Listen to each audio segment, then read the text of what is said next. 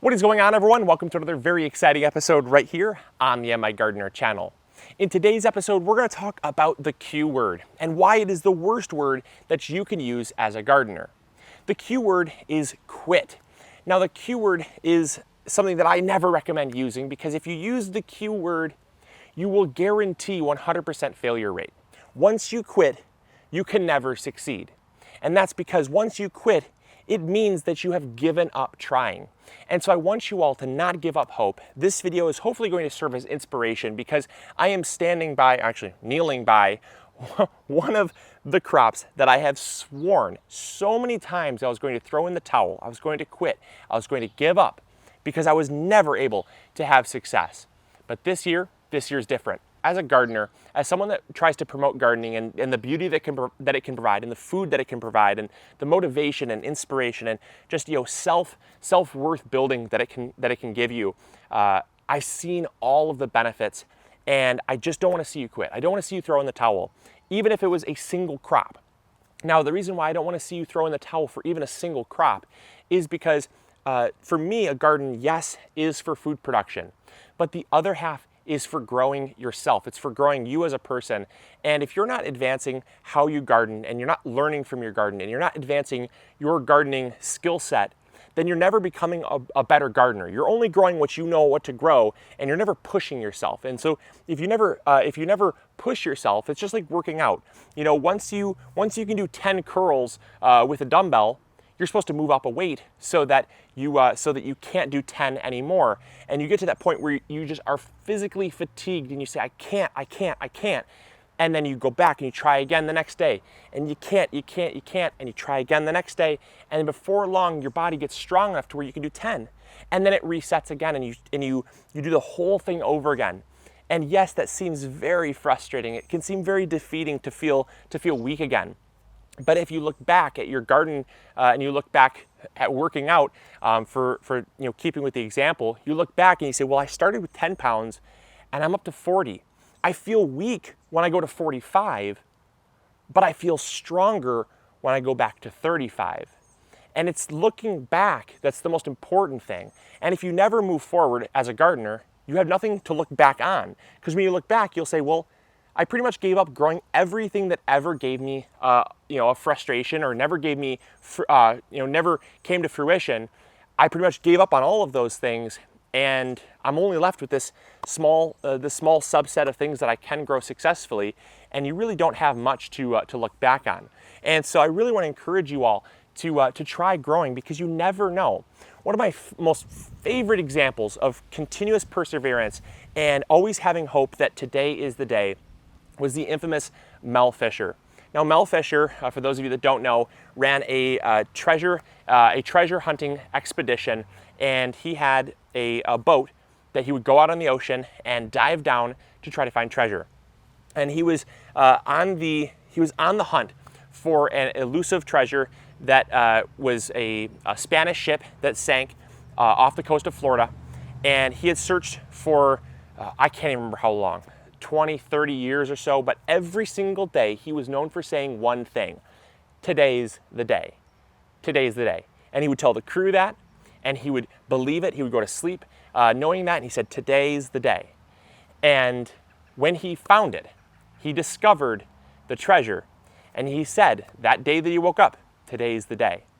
And so what I want you all to do as we get into this episode and as I show you the success of this cantaloupe and just how incredible it is this year compared to all the other blunders of years that I said at the start of this year when I started these seedlings, I said, this year is the year. This year is the year.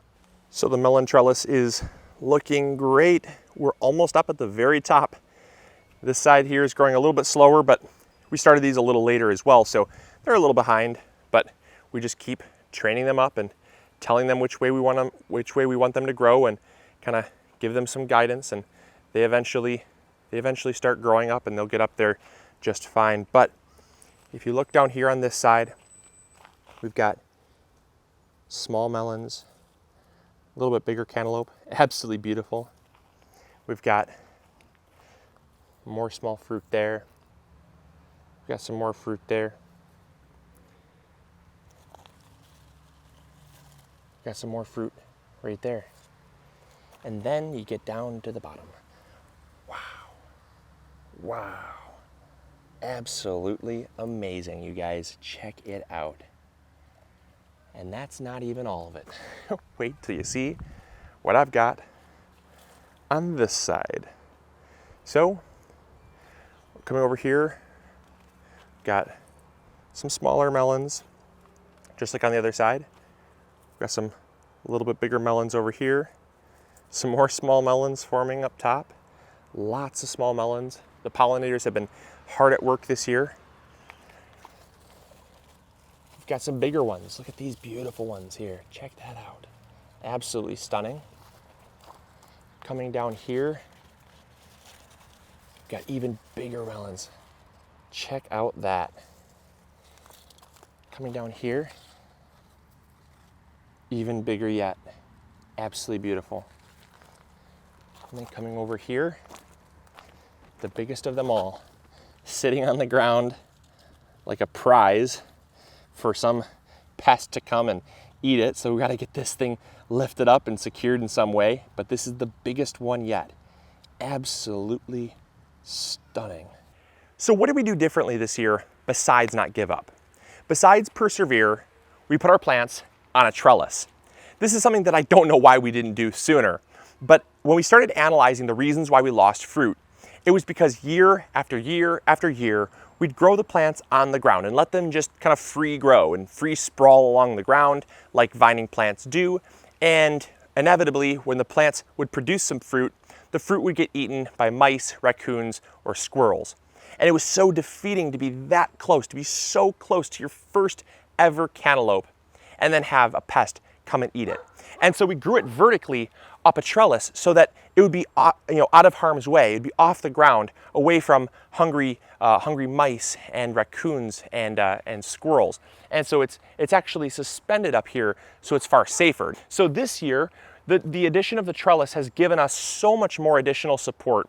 It's actually kept the plants up, which has also helped to reduce disease, which is another reason why our plants died prematurely. Our plants died prematurely because in the hot, humid summers of Michigan, you get things like blights and powdery mildews that would attack the leaves of the cantaloupe, and it would prevent you from having a fully mature plant because it would die prematurely. And that would inevitably mean that you don't get any fruit. And so by elevating them, we're getting more airflow. We're allowing the plants to dry out in between rains and any dew that forms on the leaves. And so there's so much less disease. The third thing we've done differently is we planted different varieties. One of the things that I always try to do is I try to diversify. Diversifying is so important because if one thing fails, they might not all fail. And so I tried quite a few different varieties this year. One of the ones that I really love to grow is it was called Hale's Best Jumbo. My apologies, I had a brain fart there. So every single year we tried growing the Hale's Best Jumbo cantaloupe. And that's because it's the most reputable large cantaloupe variety. And we got to thinking, well, what if this really large cantaloupe just doesn't do well in Michigan? Because as you probably are well aware, not everything does well, despite it being from the same variety. It's just like large pumpkins, giant pumpkins. They might not do well in your area because they take so long to mature. Or giant watermelon. You might not get a giant watermelon, but you can get a small pumpkin, you can get a small watermelon. And so what we thought is, well, let's go with personal sized cantaloupes this year. Diversify. Let's get some diversity because cantaloupes might not do bad across the board here in Michigan, but maybe it's just that the bigger ones take longer to mature, longer than our season can allow. And so we tried diversifying this year. Now, I'll be honest, we did try growing some Hale's Best Jumbo cantaloupes, and that's that one down there. And so we did get some Hale's Best Jumbo cantaloupe, but we also grew another variety called Minnesota Midget. It's a more personal size dwarf cantaloupe that's right here. We also grew another one called Pacemaker, and Pacemaker is a funny name for a cantaloupe, but we grew that one right here. We grew another one called Goldilocks right here. That was actually a start that we found at a local greenhouse. It said heirloom on it, so I said, heck, let's try it. We grew a couple more that I can't remember the names, but they were starts. Something like, I think, one was called Persimmon. So we had a persimmon cantaloupe, and then we had a couple other varieties of heirloom cantaloupes. But we tried in total 7 different varieties, basically one plant of each variety. in hopes that by diversifying, we would have some that would mature even if the larger cantaloupes didn't mature. And what that would tell us is if we got some smaller cantaloupes that did come to fruition, but the larger ones didn't, we would learn that through experience, we did get cantaloupes this year, but the biggest varieties didn't mature. And so it would help us to just select, for future reference, smaller varieties. And so that was another thing that we did. That was the third thing we did. And the fourth thing that we did was that when we planted these plants, we actually grew them in groupings. This was something that actually struck me, it surprised me.